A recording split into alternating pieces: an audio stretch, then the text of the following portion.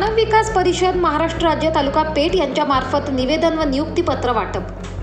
दिनांक 14 डिसेंबर रोजी मानव विकास परिषद पेठ यांच्या मार्फत पेठ पोलीस स्टेशन येथे माननीय विकास देवरे साहेब पोलीस हवालदार बोडके दादा यांच्या उपस्थितीत निवेदन व नियुक्तीपत्र वाटप करण्यात आले।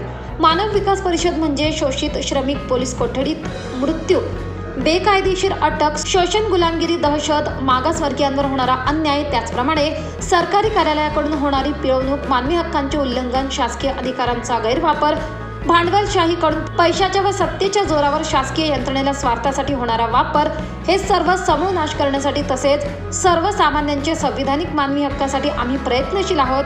सामान्य जनतेला न्याय अधिकार मिळवून देणारा बुलंद आवाज, सामाजिक बांधिलकी, निस्वार्थ वृत्ती आणि प्रामाणिकपणा यामुळे मानव विकास परिषदेला जनतेकडून प्रचंड समर्थन मिळत आहे।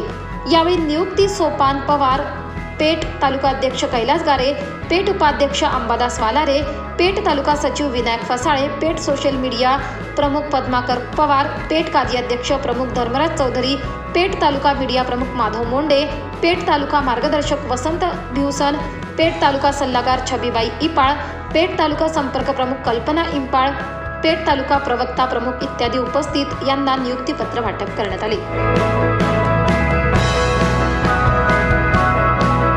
24 लाईव्ह महाराष्ट्र न्यूजसाठी धर्मराज चौधरी, पेठ।